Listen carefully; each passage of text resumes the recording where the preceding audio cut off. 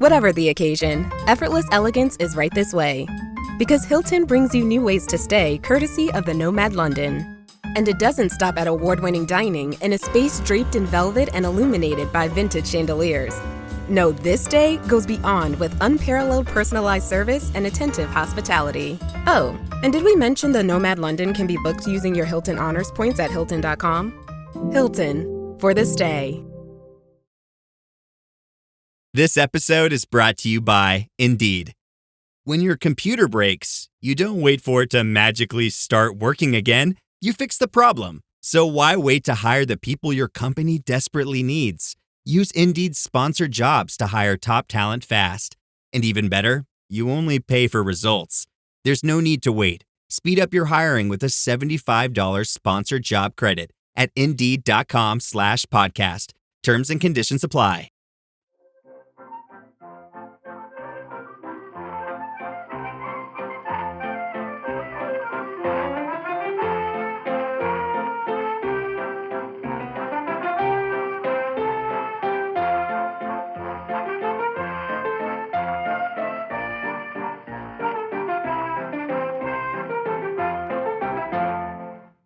How's your week been, John, by the way? Sort of okay. I mean, busy. I lost that thing that's not supposed to happen anymore. I lost a big piece of work completely and irretrievably. Oh, shit. So I spent most of a day doing it and then had to spend most of the next day doing it again and didn't feel it was as good. Recollected hazily from my memory. I'm so sorry. Well, that's all right. You know that terrible story about Carlyle and the French Revolution? Yeah, oh God. This always makes me feel better when something like that happens. Yeah. That he wrote the entire first volume of the book and then it got put in the fire by John Stuart Mill's servant. Yeah. And he had to rewrite the whole thing. Just like Joe and Little Women. Yeah. Oh, yes. Hey, I lost a book irretrievably this week. Did you? Not one I'd written, but there was a flood at the storage unit where we keep some stuff. And a box of books was ruined and had to be thrown out. And it was a box of, ironically, in safekeeping, in a safe place, a few rare signed first editions, which I'd tucked away. So they've gone forever. If you're passing by a skip in Faversham, you might be able to fish out a signed first edition of Birdsong with my best wishes. Oh, I'm sorry. I once bought a beautiful edition of Hazlitt's biography of Napoleon. It's quite rare. I was very pleased with it. Came from America. And the postman gave it to the wrong address, gave it to a community centre. And by the time I got there, they'd put it on their market stall and sold it for about 10p. Oh, it was absolutely devastating. Never saw it. Yeah. Oh, listen, Nicky, we're starting in a minute, but listen, I had an LP delivered here. It was a first pressing of Yoko Ono's Approximately Infinite Universe, of interest only to specialists, right? And it didn't turn up and it had been tracked. And when I checked the tracking a week later, the person had addressed it to some flats up the road.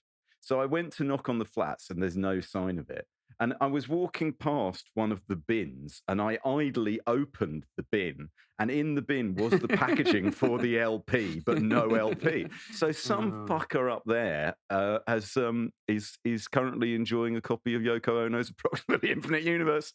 And good luck to them. I thought you were going to say that you heard the sound of the record drifting over the cityscape. That's what you should do, isn't it? You should just bump. Every time I walk past, if someone comes out, I should just go, yeah, are you enjoying? Yeah, Yoko, yeah. See how they react anyway. I also like the idea of you idly opening a bin. Were you really, is that something you do regularly or were you scrutinising? One of the things about my peripatetic life is I do just idly open bins as I go past. Anyway, no, I don't normally do that. If any of my neighbours are listening to this, of course, your secrets are safe. Right, shall we start? Let's go. Hello and welcome to Backlisted, the podcast which gives new life to old books. Today you find us in the 1880s, strolling along a road in the Sussex Downs as they tumble towards the sea. Ahead of us is a young girl in a faded yellow dress and a black jacket, weighed down by a large bundle. She's walking purposefully towards a fringe of trees on the horizon. Ahead of her, leaning against a fence, a young man smokes a pipe. I'm John Mitchinson, the publisher of Unbound, where people crowdfund the books they really want to read. And I'm Andy Miller, author of The Year of Reading Dangerously. And we are joined today, making his first appearance on Backlisted, by the novelist, critic, and long-time listener, Tom Crewe. Hello, Tom. Hello, it's a pleasure to be here. Does it feel strange seeing our faces as well as hearing our voices at the same time? It's like watching EastEnders for years and then joining the cast and chatting with Dot and Pauline. Dot and Pauline. Thank you, Tom. That's lovely. So much.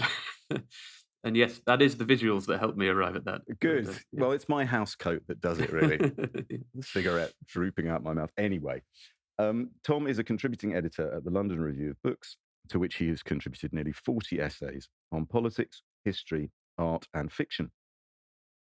His first novel, The New Life, was published in January and has since won the Orwell Prize for Political Fiction and the South Bank Sky Arts Award for Literature. It's currently longlisted for the Polari First Book Prize and in France for both the Prix du Premier Roman Étranger and the Prix Féminin Étranger. And earlier this year, he was chosen as one of Granta's best of young British novelists. Tom, would you say this run of success began when I interviewed you on stage in February? I'm glad I didn't have to say it, but yes, that's exactly. Hey, you're welcome. That's exactly what happened. I love The New Life, and I interviewed it. I was lucky enough to be the first person out of the gate to interview you about it in Faversham, and at the Faversham Literary Festival. Big hello to everyone there. And we had a really interesting conversation on stage.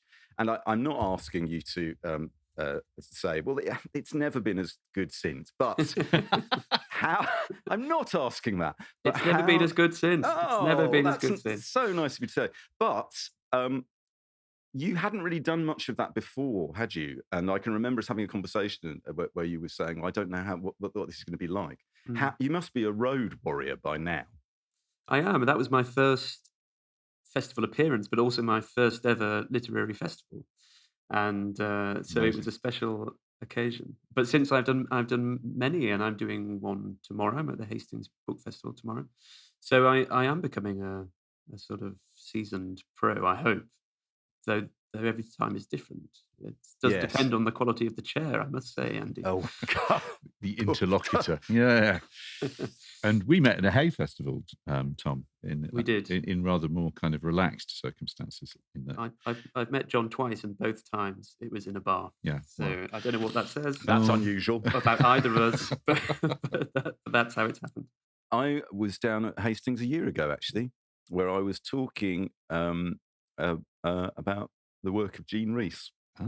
And which is a nice link to this novel, because this novel was one of Jean Rhys's favourite novels, which she kept with her throughout her life.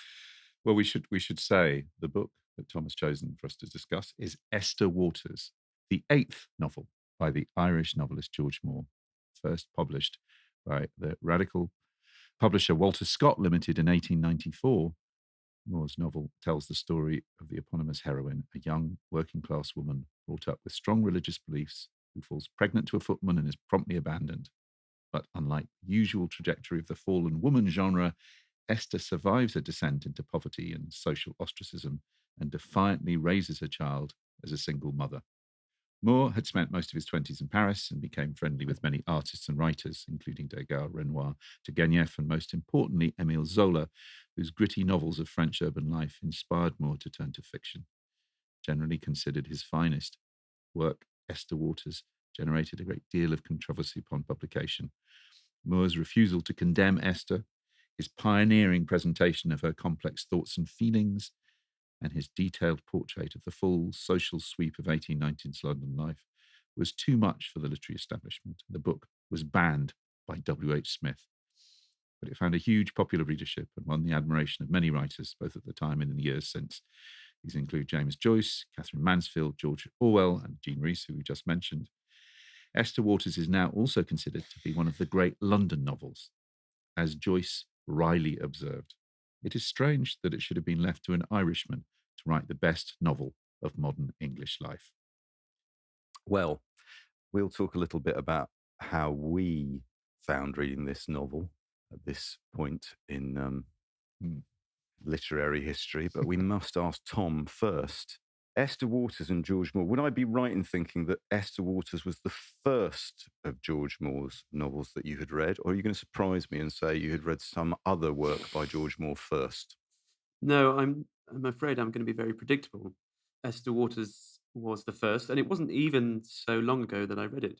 I was looking to find out when I read it first, and it was only last year, early last year. But it was a novel that had been on my mind for a long time, or Moore had been on my mind for a long time, as a piece of the jigsaw in the story of the novel in the late 19th century. I felt like I needed to get round to him, and the book had been staring at me on the shelf for a very long time before I finally picked it up, and it didn't disappoint. It's one of the very few books that has made me cry with tears rolling down my face. I don't know if it did that for you, but it's in that rare category for me. If I say no, it didn't make me cry. That shows me in a bad light, doesn't it? It didn't make me cry. I thought it was wonderful. Yeah. Okay, Mitch, how were your emotions? My emotions were well churned. I was desperate to finish it and kept trying to find excuses to not have Zoom calls or finish emails, to just go and read a bit more. I get pulled up for saying this too often, but I enjoyed it a lot more than I was expecting to. I was expecting to find it intellectually stimulating, but just as a sort of as a story, I agree. visceral bit of storytelling, it's really strong, really strong. I agree. It's actually gripping. It is genuinely. I presume gripping. people who go to the beach to read take books like this with them. Am I right? They should. They should. They should. Tom, it made me think, actually, funnily enough, one of the books it reminded me of was your novel, The New Life, because The New Life is a novel about how forward-thinking people in the 19th century prefigure developments in the 20th century in ways that we can only see in hindsight, and is for them bravery of a particularly unrewarded kind. And I felt with Esther Waters that's true both inside that novel and outside it as well, that the consciousness that Moore gives Esther allows her to both express herself in a way that's very unusual for a novel of that time, but also Moore is writing in a way that looks forward to developments in fiction in the 20th century. Yes, I think so. I was struck by it in the same way, rereading it. I thought, oh God, did I get some of my ideas from this book? And then I realized that I read the book subsequently to writing my novel. Yes, okay. So maybe it's one of the reasons I love the novel so much, is that it already chimes with some of my own preoccupations. One of the things it made me think of was 1960s kitchen sink drama. It made me think of A Taste of Honey or something along those lines. It has that gritty quality and the Absolutely. same feeling of presenting a corner or side of life that has not been seen before, telling a story from the perspective of a disadvantaged pregnant woman. And yet Moore was doing it in the 1890s. And so you do have that feeling of being in touch with the past and the future at the same time. And because it's a self-consciously modern novel in terms of its prose, the way it's written, I kept finding myself thinking of other Irish writers from the 20th century, William Trevor or John McGahon or Colm Tóibín. I think possibly because Moore influenced Joyce, particularly the Joyce of Dubliners, whether he is a subliminal influence on Irish fiction, but there is something very modern about that very restrained prose, that restricted, simple, maybe deceptively simple prose. Colm Tóibín is a great admirer of this novel, isn't he, John? He is. If I remember rightly. And you can sort of see that in that that simplicity is. I mean, it's obviously it's simple, but it's also the most kind of detailed. I mean, whatever he may or may not have picked up from Zola, that ability to really capture the detail of a particular landscape or a particular interior or a street scene or a complex kind of set of human interactions. This is, I mean, you also end up learning. I learned quite a bit about betting from this novel. I still Did don't you? think I know enough, actually. Pubs and betting. It's Patrick Hamilton, Yes, ahead of his yes, time, that's- right? that's- And also Brooklyn by Colm Tóibín. That was when that on publication. Yeah. I remember that was compared to Esther Waters. Now I'd never read Esther Waters then, but Colm Tóibín seems to have not, seems to have been influenced in a certain kind of plainness of style. And as he said, allowing the heroine to be fully cognizant and able to interpret events around her, despite lacking particular kinds of education. Esther Waters can't read. Yeah. But one of the great liberating elements, I suppose one would say, of the novel is that Moore allows her to be as human, as civilized, or as not civilized as any educated person or any uneducated person. And she's a great reader of her society. When she has her great moments of expressiveness, when she bursts into articulateness about her position as a woman, the ways in which she's been let down or trampled on or abused. She is a phenomenal reader, an insightful reader of the society she lives in. She is able to point out hypocrisy and Yeah. falseness and the situation she inhabits as a woman with a real distinctiveness. And that's again part of the book's modernity, is that Yeah. consciousness feels very, very fresh and very contemporary. Sadly, in some ways, very contemporary still. Would you be kind enough to, if listeners haven't read Esther Waters, occasionally on Backlisted, we like to help them into the novel by reading them the beginning, so that then they've technically speaking, they've started it and they can pick up where Tom, where you leave off. So could we just hear the opening couple of paragraphs, maybe first page or so of Esther Waters? She stood on the platform watching the receding train. The white steam curled above the few bushes that hid the curve of the line, evaporating in the pale evening. A moment more, and the last carriage would pass out of sight, the white gates at the crossing swinging slowly forward to let through the impatient passengers. An oblong box, painted reddish brown and tied with a rough rope, lay on the seat beside her. The movement of her back and shoulders showed that the bundle she carried was a heavy one, and the sharp bulging of the grey linen cloth that the weight was dead. She wore a faded yellow dress and a black jacket too warm for the day.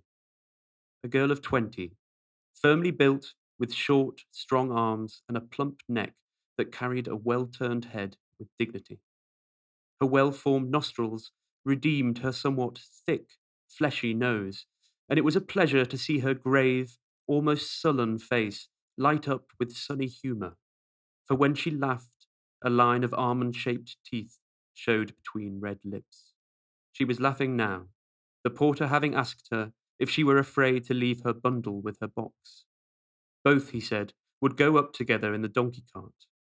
The donkey cart came down every evening to fetch parcels. The man lingered, and she heard from him that all the downed lands she could see right up to Beeding belonged to the squire. Maybe I should leave it there. Great. Wonderful. I would like. It's what was so interesting about John. I felt hearing that read aloud is if you asked me to pin when that had been written, I would not have said in the 1890s. Yeah. That it's not. I mean, there's so many ways in which this novel is interesting and quietly revolutionary, but I think you can hear it right there. That is so plain for a fiction of its era, isn't it? I think there's another passage that really illustrates that point, the quiet, revolutionary nature of this prose. And it's so simple, I might have to try and explain why I think it's revolutionary afterwards. The moment is that the Silver Braid, the horse, owned by Esther's employers, has just won the Steward's Cup. and the entire household has been obsessed with this race and Silver Braid's chances. And Esther hasn't gone to the race. She stayed at home. She's taken the afternoon off, and she has found herself, even against her religious principles, becoming very excited about the race.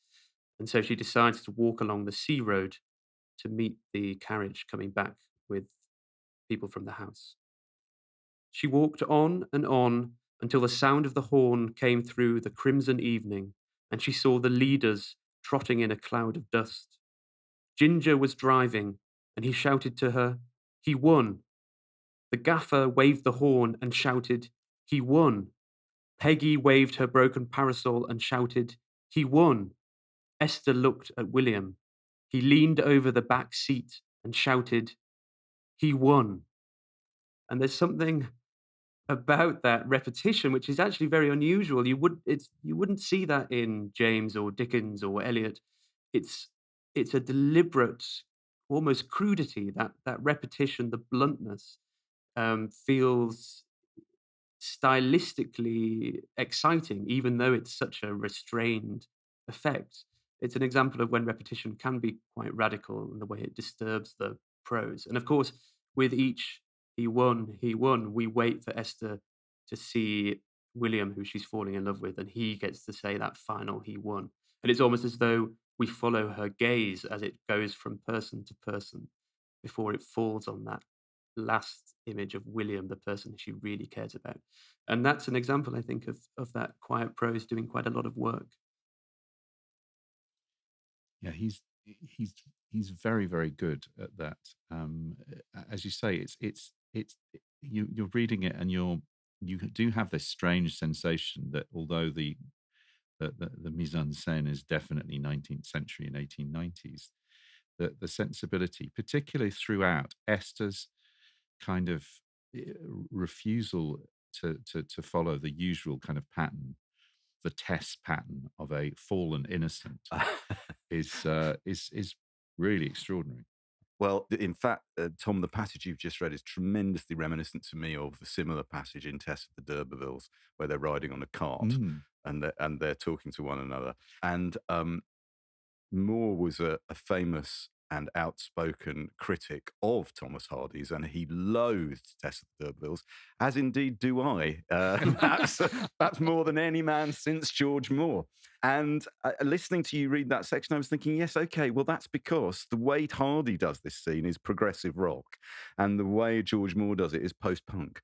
It's a sort of strip it all back, take it all down, allow these people to be people, not tiny symbols in a landscape to be shunted around. And yet, at the same time, one of the peculiarities of Moore's career is he is tremendously prolix in much of his other work. Flowery, rococo. Why is he not like that whatsoever in Esther Waters? I think he was playing, I mean, as you said at the beginning, this is his 8th novel. And I think he was very plain, restricted in his sort of first decade, maybe, of being a novelist. He was influenced by Zola. I think he was also influenced by Flaubert. And I think even that opening passage with the curl of steam above the train, I think Flaubert has an image of a train with the steam like a feather behind the train. So I wonder if that's a nod. But he was doing it deliberately. I mean, I think that's the important thing to keep emphasizing. He was deliberately restricting his style to make a sort of political point in a way about what the novel was there to do. That it was in the tradition of Zola, it was scientific, it was detached, it was objective. That we have a kind of very studied view of Esther's life with almost no authorial intervention, no sense really of a narrator, with a few exceptions. And so that required that very impersonal style. And I think he just became, I think all through his life, he was a man of enthusiasms. He threw himself into things and then literally threw himself back out of them again. The Irish Revival, his involvement with the Irish Revival in Dublin being an example at the turn of the century. He goes all in and then he goes all out and rejects the whole thing. And I think this is a case with this naturalist prose, naturalist style. He just gets fed up of it and he falls in love with um, the writing of Walter Pater, a much more elaborate stylist with much more kind of measured cadences. And I think he then pushes that way. He becomes very influenced by Wagner.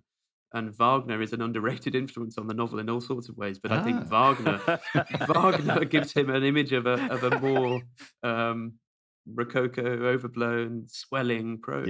Yeah.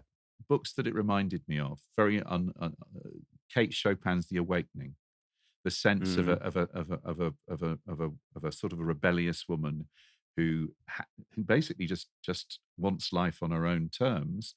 I mean, I think Esther, obviously, she kind of there's a certain amount of conformity. She ends up with William, but there's one of my favourite bits of the book.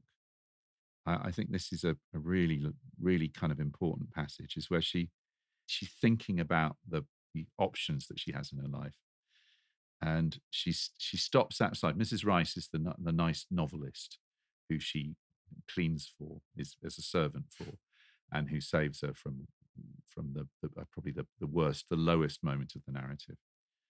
And she's there. She slept on the same landing as Mrs. Rice, and was moved by a sudden impulse to go in and tell her the story of her trouble. But what good? No one could help her. She liked Fred. This is the Plymouth Brethren, then Salvation Army kind of man who's asked her to marry him and who's solid. She liked Fred. They seemed to suit each other. And she could have made him a good wife if she'd not met William. By this stage, she's then re-met William the footman who did her wrong in the first quarter of the book. She thought of the cottage at Mortlake, which is Fred's cottage, and their lives in it. And she sought to stimulate her liking for him with thoughts of the meeting house. She thought even of the simple black dress she would wear. And that life seemed so natural to her that she did not understand why she hesitated. If she were to marry William, she would go to the King's Head. That's the pub in Soho. She would stand behind the bar. She would serve the customers. She had never seen much life and felt somehow she would like to see a little life. There would not be much life in the cottage at Mortlake, nothing but the prayer meeting. She stopped thinking, surprised at her thoughts. She never thought like that before. It seemed as if some other woman, whom she hardly knew, was thinking for her. She seemed like one standing at a crossroads, unable to decide which road she would take. If she took the road leading to the cottage and the prayer meeting, her life would be henceforth secure. She could see her life from end to end, even to the time when Fred would come and sit by her and hold her hand as she had seen his father and mother sitting side by side. If she took the road to the public house and the racecourse, she did not know what might happen. But William had promised to settle 500 on her and Jackie. Her life would be secure either way. Not exactly how it turned out, but I just think I can't think of another writer of this period, this particular history, who would write something that clean, that plain, and that psychologically penetrating. Right. Yeah, Tom, I was going to say, just that last point John made. One of the things we should remember about George Moore is, certainly in this novel, while he knows a great deal about the Gigi's, this is a tremendous act of the imagination, Esther Waters, right? Yeah. He didn't know anything about her, the plight of the serving woman or the barmaid. I mean, he had a cook that he relied on, didn't he? The bit that John's just read is tremendously psychologically insightful for somebody who was Irish landed gentry and, not a woman. No. I think so. And I think it is pointed out that in his sort of first experiment in autobiography, in his Confessions of a Young Man, he's very critical. He writes very dismissively of a servant he has in when he's living in the Strand. And later, there's mention of him being quite prepared to throw a pair of boots at a servant who wasn't behaving well. And so I think one way of looking at this is a man who is the consummate artist. He sees an artistic subject in the servant. Absolutely. Yeah. And he allows himself to almost to dissolve himself into Yes. Yeah. her situation, her plight.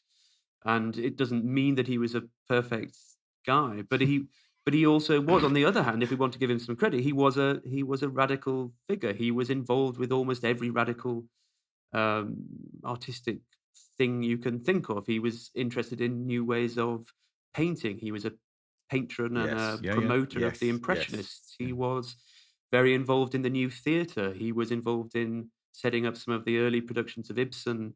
He was in dialogue with radical thinkers about socialism, women's rights. He George was Bernard someone Shaw. who Yeah. George Bernard Shaw, Havelock Ellis. Yeah. He was a radical figure, always pushing at the limits.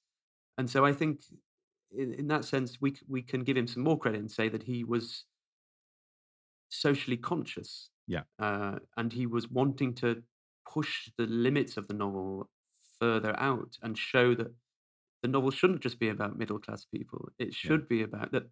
I think he says somewhere that, there is grandeur, there is maybe something epic in the most ordinary, normal lives. And that's a beautiful sentiment. I mean, I think the thing about Moore, which I absolutely love and which he has in common with Jean Rhys, is that we might describe Moore as a product of his time and place, except the time and place are a time and place of his choosing. That's to say, fin de siècle Paris. And if you look at the way Moore is influenced by Impressionism, because he spends time in Paris with Degas, and there's a famous portrait of him by Manet.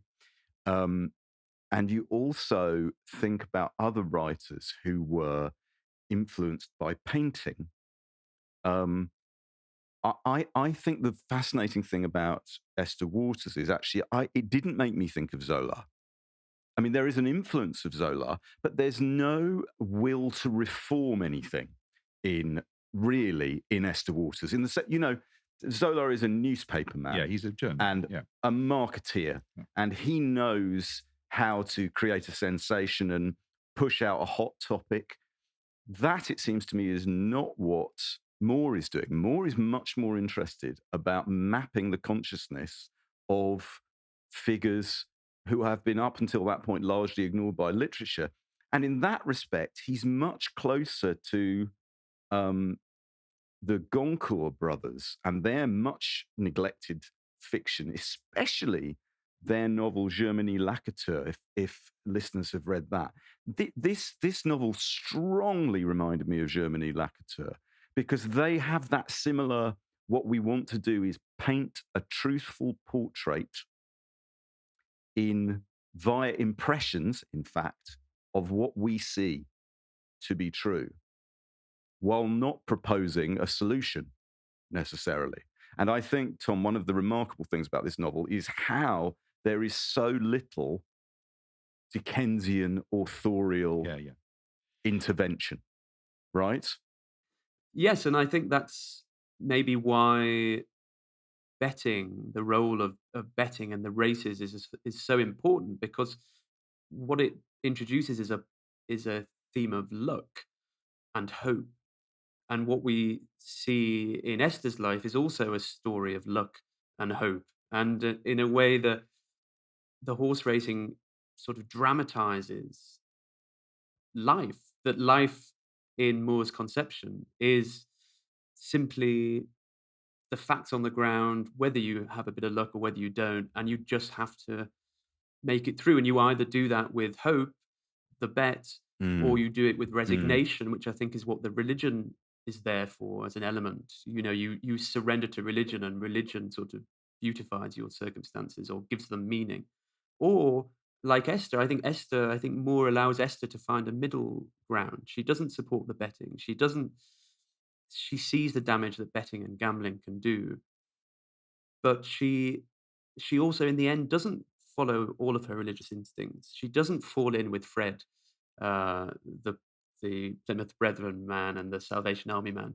She actually follows something like instinct. She follows her will to bring her child up and to be a good wife. And I think she says somewhere, I've got to be, what's close to me is what's good. I think she says something along those lines. And I think Moore allows us to see all of those choices, all of those options, and allows us to see the way she proceeds through life. And he doesn't encourage us to make an opinion about it. And I think that's why some people thought this book was a great moral crusade. Mr. Gladstone, the Prime Minister, said it was a wonderful book against betting, against racing. But I don't think it really is. I think you Moore see allows what you us want to see, right? And she's pragmatic. The lines, I think, Tom, that you were saying is, one doesn't do the good that one would like to in the world. One has to do the good that comes to one to do. I've my husband and my boy to look to, them as my good. At least that's how I see things. That's what she says to Fred. But the thing that I've been kind of puzzling about, which is that superficially, you say Zola, but superficially, the other writer that you would imagine George Moore in this book resembles is George Gissing. Okay, we're going to pause there because this is a cliffhanger in keeping with the tradition of the 3-volume novel. We're going to explore the subject of George Gissing. Just hang on, everybody. Hold on where you are. We're going to come back to this subject directly after this break. The new McCrispy Strip is here. Dip approved by ketchup, tangy barbecue, honey mustard, Sprite, McFlurry, Big Mac sauce, double dipped in buffalo and ranch, more ranch, and creamy chili McCrispy Strip Dip. Now at McDonald's. Ba-da-ba-ba-ba. Ryan Reynolds here from Mint Mobile with a message for everyone paying big wireless way too much. Please, for the love of everything good in this world, stop. With Mint, you can get premium wireless for just $15 a month. Of course, if you enjoy overpaying, no judgments, but that's weird. Okay, one judgment. Anyway, give it a try at mintmobile.com/switch. Upfront payment of $45 for 3-month plan, equivalent to $15 per month required. Intro rate first 3 months only, then full price plan options available. Taxes and fees extra. See full terms at mintmobile.com. Okay, welcome back, everybody. Johnny, you were talking about George Gissing. Yeah. Author of New Grub Street, and of course we have made an episode about the Odd Women. The Odd Women, yeah. Gissing was pretty dismissive of Moore and particularly of this book. Why? Just didn't like it. Oh. Oh, okay. I think they're doing very different things with their fiction. Gissing is a much more, melodramatic. Yeah. Is he? Well, under the guise of realism? I don't know. What do you think? Yeah, I think in some ways Gissing was a more traditional novelist, actually, than Moore. Certainly in this period. I mean, Gissing is still more in the 3-volume sort of, he's writing the big 3-volume novel, where actually Moore is a pioneer also in writing these slim 1-volume novels. And I think that involves, and it's part of this stylistic restraint, but it's also a restraint on the level of plot and character.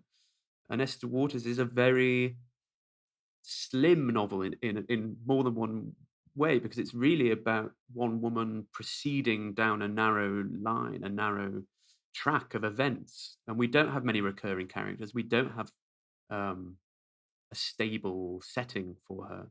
And I think Gissing actually was more traditional in having maybe more of a circular novel, a novel that contains a situation and a group of characters that then inhabit the circle together and interact. And I think he probably didn't like that baldness, maybe, but he also might have resented more trespassing on his territory. But I mean, Gissing wrote about the book that some pathos and power in the latter part, but miserable writing, the dialogue often grotesquely phrased. I love these little bitches that go attacking one another in the 19th century. It's tremendous. I think in the way that you feel sometimes that Gissing is kind of turning, Henry Mayhew's work into fiction. What I love about Moore is that he's somehow able, because he knows a lot about horse racing. He knows obviously a lot about gambling. Yes, Moore was born a Catholic and then became a Protestant, but there's something much more Protestant in Gissing's work and moralistic in Gissing's work. I mean, that there's a bit where he just writes a bit about the gold after the Silver Braid has won. The gold continued to roll into the town, decrepit and colourless by its high shingle beach. and long reaches the muddy river. The dear gold jingled merrily in pockets, quickening the steps, lightening the heart, curling lips with smiles, opening lips with laughter. The dear gold came falling softly, sweetly as rain, soothing the hard lives of worthing folk. Now, you could maybe imagine Dickens writing a passage like that, but you could never imagine George Gissing or Zola writing passages like that. So I think he's got a more interesting range. Moore. There's also a significant factor, Tom, isn't there, with the reputation of George Moore in his time was that people generally didn't like him. He seems to be in a bit of an arse. And I just wanted to share this with you both. Here is a piece from the Manchester Guardian in 1920 in which Mr. George Moore interviews himself. You know, Tom, if you were to run a piece in the paper where you interview yourself about your own work, people might not warm to you. I mean, I've offered it, but no one's taking it so far.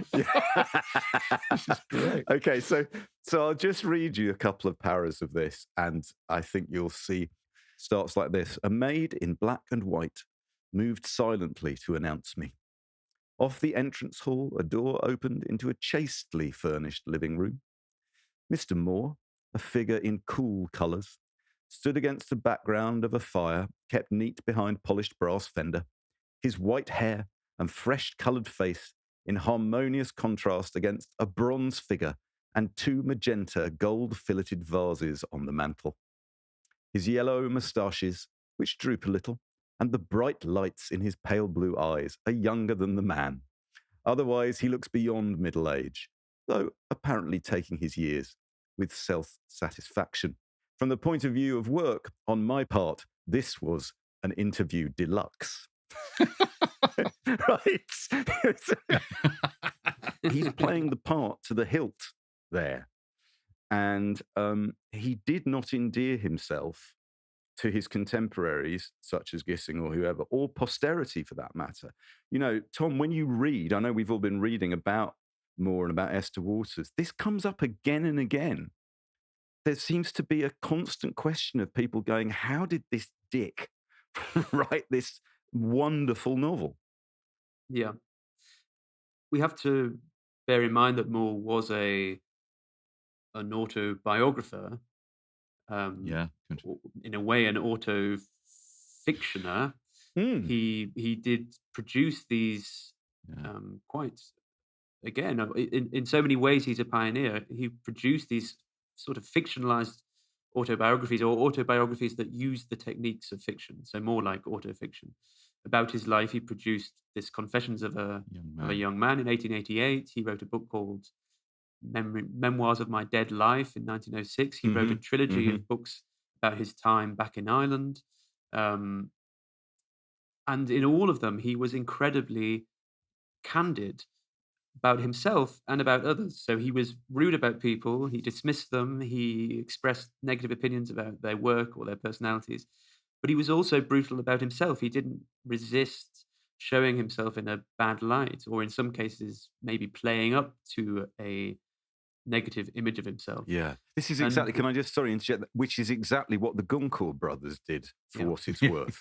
The idea, they understood the value of, you know, lampooning their contemporaries while also putting themselves in the same crosshairs. Yeah. I think he saw himself in that tradition, and going back to Rousseau.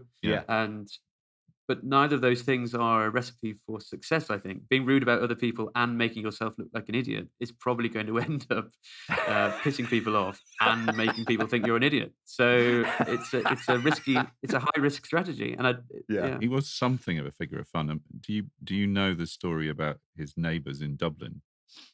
No, go on. It's a very good story that Yeats tells. So that he lives in a square in Dublin, in Ely Place. And all the tenants have agreed that they're going to paint their doors and their railings the same colour. But as an art critic, he rails against the landlord and says, "I need a green door." Okay, so he paints a big green door.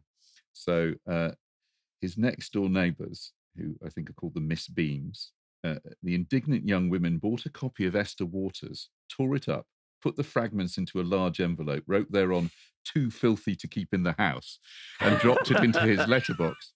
Anyway, Yeats takes up the story. "I was staying with Moore. I let myself in with a latchkey some night after 12 and found a note on the hall table asking me to put the door on the chain. As I was undressing, I heard Moore trying to get in. When I had opened the door and pointed to the note, he said, 'Oh, I forgot.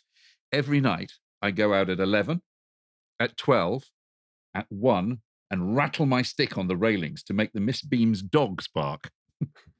Then I saw in the newspaper that the Miss Beams had hired organ grinders to play under Moore's window when he was writing, and that he had prosecuted the organ grinders. Anyway, this goes on. But it's like nightmare neighbor, really, really kind of annoying and full of himself. And the other not lovely, but his relationship with Joyce was quite strained. He wrote in 1922, Joyce, why, he's nobody. From the Dublin docks, no family, no breeding. Someone else once sent me his portrait of the artist as a young man, a book entirely without distinction. Why, I did the same thing, but much better in the Confessions of a Young Man. Why attempt the same thing unless you can turn out a better book?" Tom, what are the 20th century innovations that we can detect in Esther Waters? Restraint, that discipline, stripping out of the narrator, of sentiment, of judgment. It's a more radical way of doing that than Henry James. If Henry James is showing, not telling, then Moore is doing that in an even leaner fashion. So I think he's part of that move away from the form of the Victorian novel. Obviously, the subject matter, he's a crucial figure in changing the subject matter of the novel, what the novel can deal with, what's legitimate for the novel to deal with. And also that willingness to offer muddy morality, a kind of mixed picture, a determination to allow people to embrace the normal in a way. I mean, Esther says at one point, it would be so much easier with William if he was wicked. If he was wicked, that would be simple. I wouldn't go to him. But he's just ordinary. He's just an ordinary type of person. And I think the ordinary type of person is what Moore allows us to see in fiction for the first time, which is not what Hardy's doing. Yeah. Which of those elements do you think endears Esther Waters to Joyce and to Jean Rhys? I mean, there may be different answers according to the person, but these are important 20th century writers for whom Esther Waters was a core inspiration and a core text. What is it in Esther Waters that those writers see that they want to carry forward? Yeah, I would have thought, Joyce, it has to be the finding poetry in the everyday. I mean, it is pretty remarkable that the whole of this book is in the consciousness, really, apart from a few little side passages where he's sort of slightly inside Sarah, her friend's head. But he's, for the most part, you are absolutely inside the head of a working class, illiterate servant for the whole of this book. Mm. I think Rhys similarly liked that there was very little made up as she saw it. Very little that drew attention to itself as fictionalizing, and a great deal of emotional truthfulness. I think that's the element that Rhys found endearing.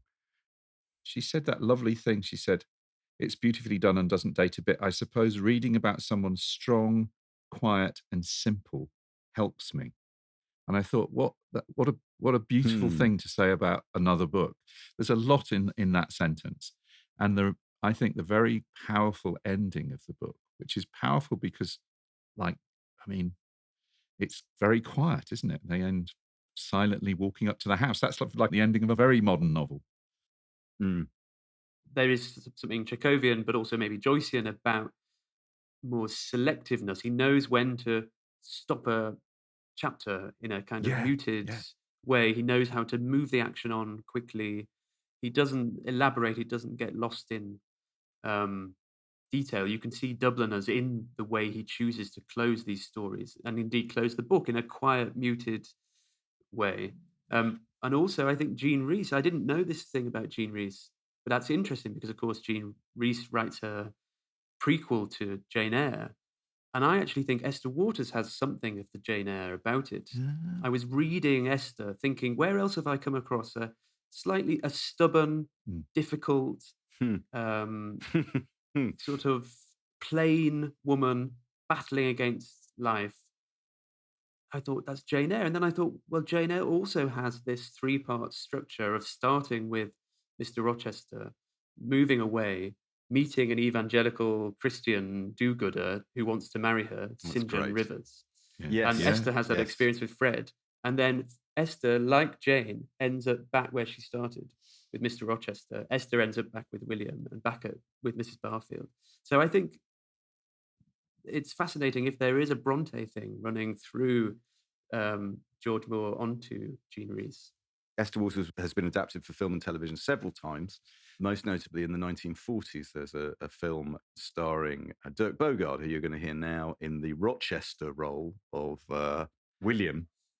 William comes to an unfortunate end where consumption catches up with him, and he decides, as an inveterate gambler, that the sensible thing to do is place, rather than pass money on to his wife and child, to place it on one last horse. So you're going to hear now a clip of Dirk Bogarde as William speaking to 2 of his friends in the TB ward of hospital in the Brompton Road, one of whom is Rafe Richardson doing a terribly good Cockney accent. So here we go.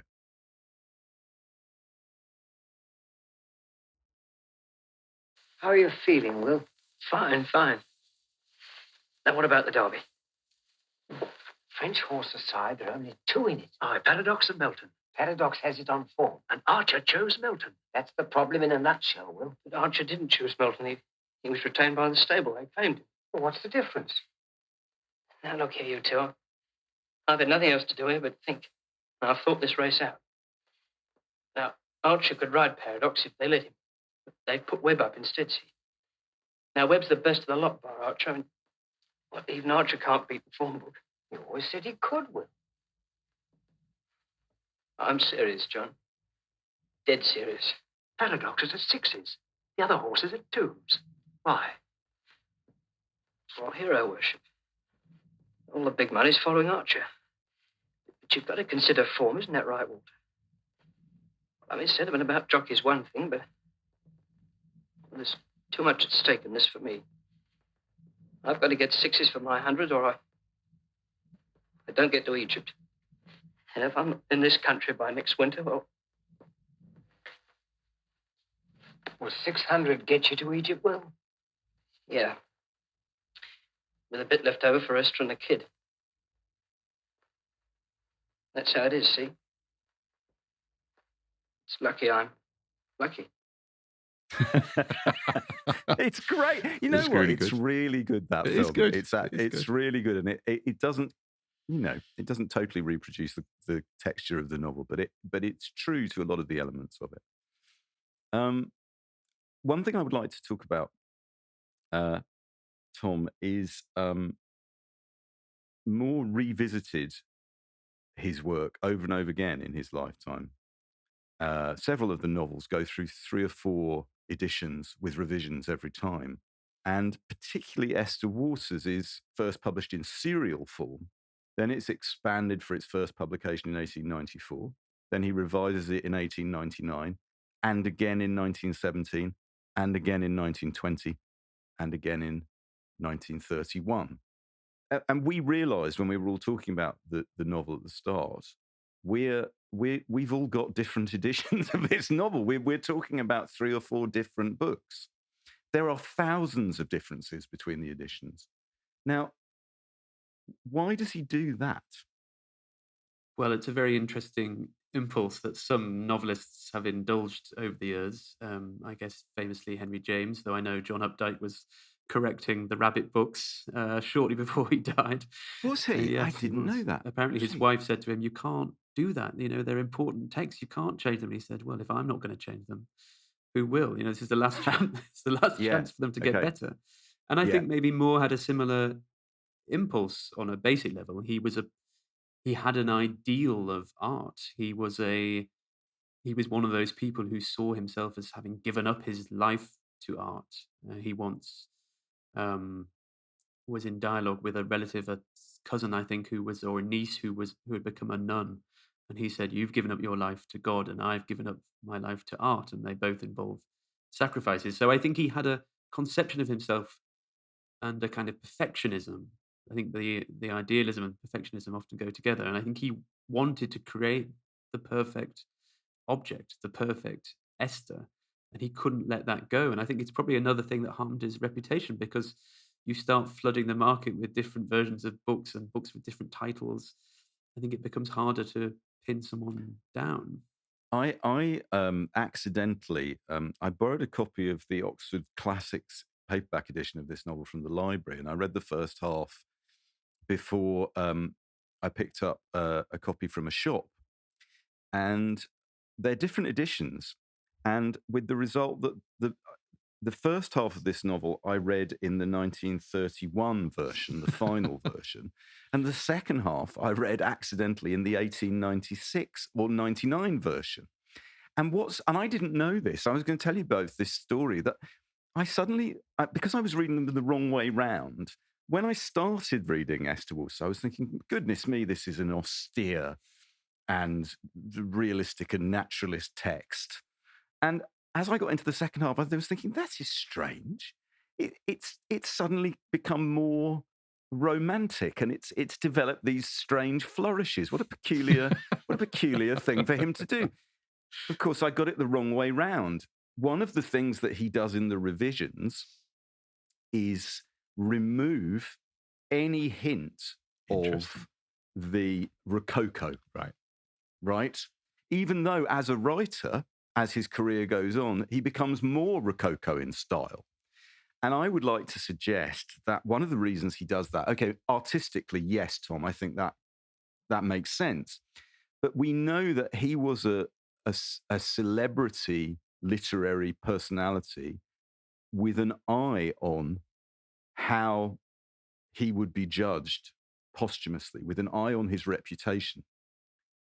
And it strikes me that what he's doing is editing the book and rewriting the book constantly to bring it into line with its reputation as this pioneering text, which is how it will be remembered.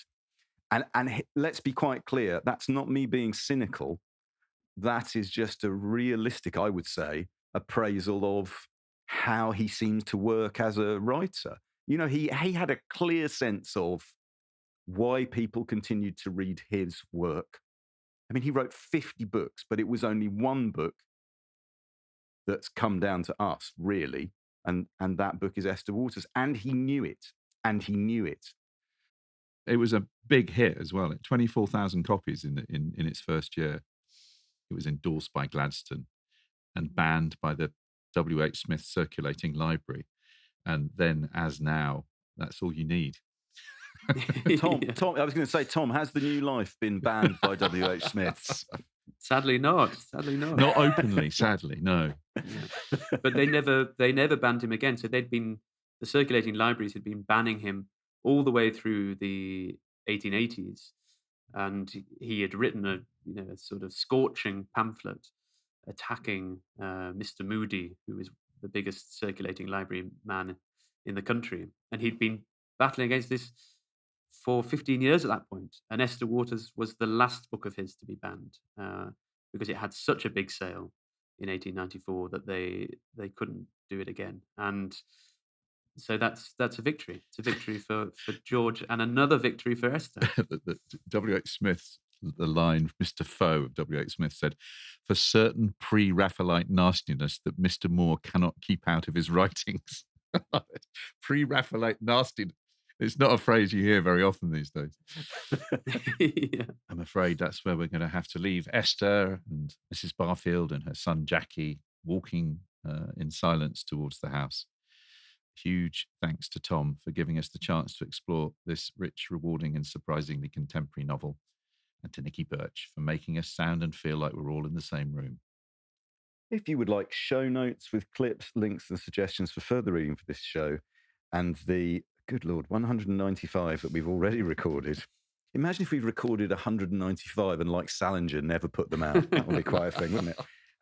Anyway, you can find them all at our website at backlisted.fm. If you want to buy the books discussed, visit our bookshop at bookshop.org and choose Backlisted as your bookshop.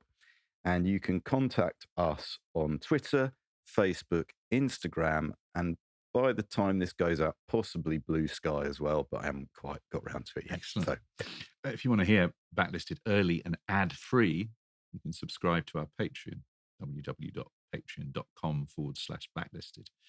Your subscription brings other benefits. If you subscribe at the lot listener level, about the price of a cab that Esther takes from Vauxhall Bridge Road to Edgware Road, you get 2 extra exclusive podcasts every month. Yeah, £0.50 it costs.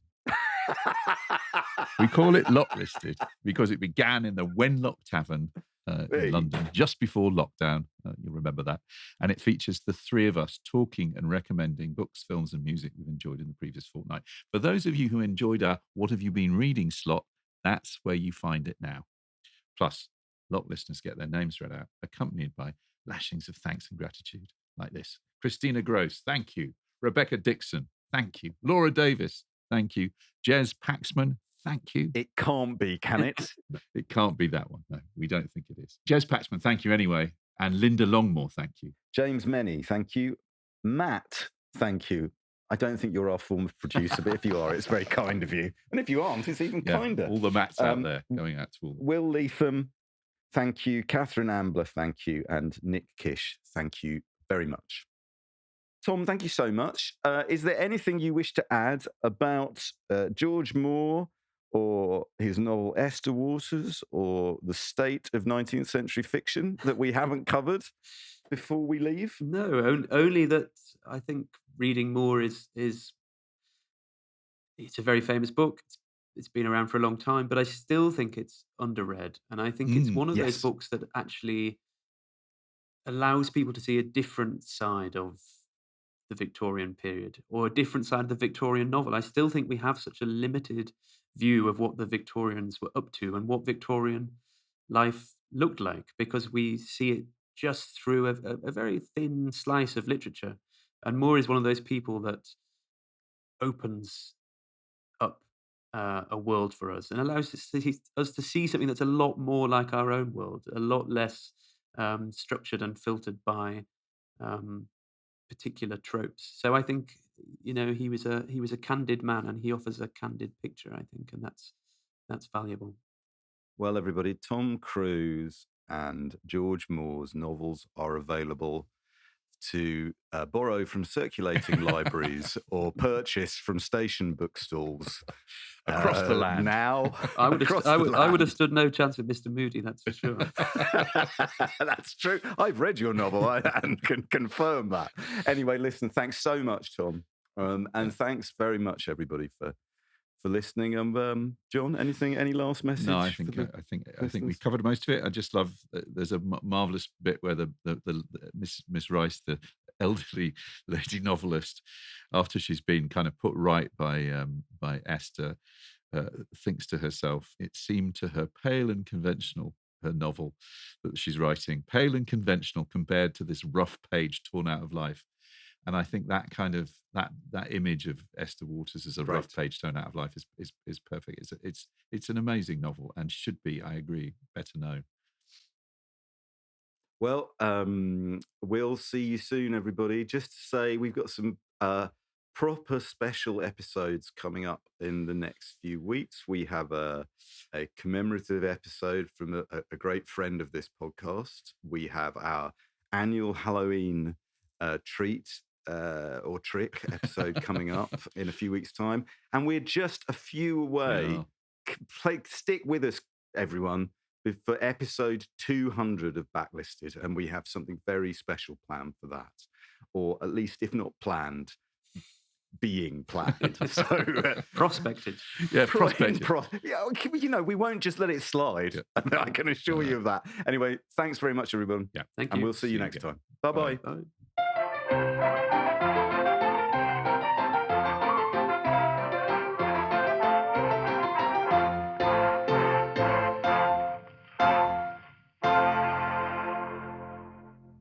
Hey, it's Bill Simmons from the Bill Simmons Podcast. The NBA playoffs are here, and Michelob Ultra is getting you closer to the game than ever with courtside seats and more. Enter now at MichelobUltra.com/courtside. Michelob Ultra Superior Access Courtside 2024 to 2025 sweepstakes.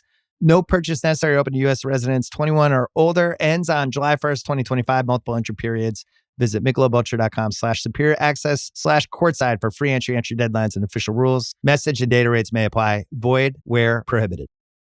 This episode is brought to you by Tic Tac. Summer tastes like Tic Tac. Tantalize your taste buds this sunny season with citrus adventure and orange. 2 everyday flavors that bring summer in every. Tic Tac Citrus Adventure is a yummy, vibrant medley of lemon, lime, and mandarin. And Tic Tac Orange is the perfect mix of tangy and sweet. Visit us at Tic Tac USA on social to refresh your summer with Tic Tac. Hey, Fidelity. What's it cost to invest with the Fidelity app? Start with as little as $1 with no account fees or trade commissions on U.S. stocks and ETFs. That's music to my ears. I can only talk. Investing involves risk, including risk of loss. Zero account fees apply to retail brokerage accounts only. Sell order assessment fee not included. A limited number of ETFs are subject to a transaction-based service fee of $100. See full list at fidelity.com/commissions. Fidelity Brokerage Services, LLC, member NYSE SIPC.